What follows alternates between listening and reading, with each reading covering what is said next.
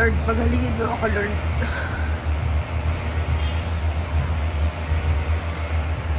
Gusto ko bang mabuhay, Lord?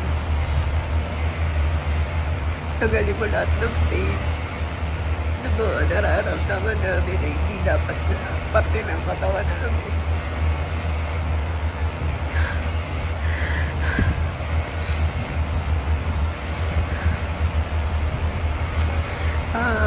Today is April 13, 2025, Sunday. Kanina, nakafeel ako na parang nasusuffocate yung lalamunan ko. Hindi ako may nakain ako or sa sobrang init.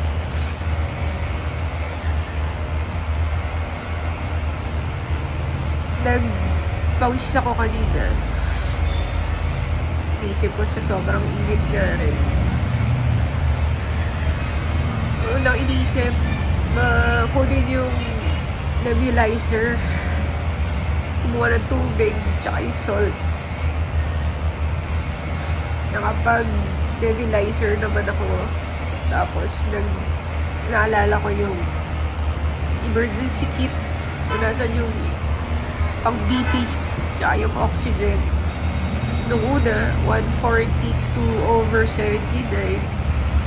Tapos inulit ko, 120/72. Okay naman yung oxygen. And, nakadalawang bigay ako. Yun medyo gumanhawa yung pakiramdam ko after the bigay.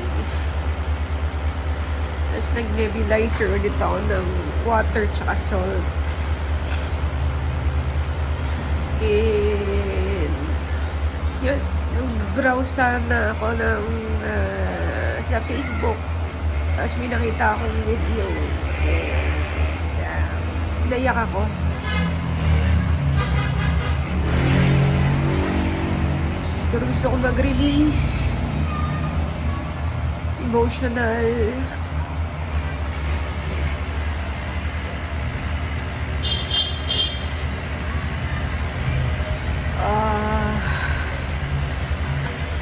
May pain kasi ako ngayon sa left arm ko. Hindi ko alam kung ano to. Hindi ko ma-stretch yung arm. Sakit. Yung nerve. Sana hindi bone. Sana hindi rin nerve. Ano na kung ano to. Pero pain reliever na ako ng Celecoxib para mawala sana.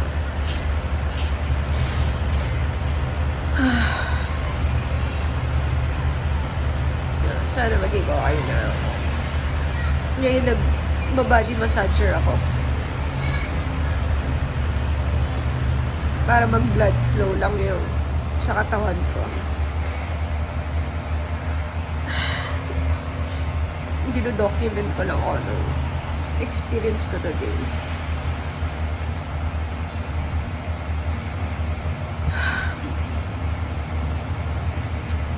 Sana maging okay na ako ulit mamaya.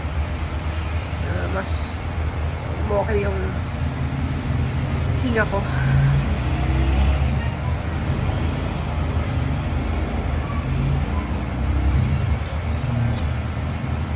Part of the chemo side effects. And summer, napakainit.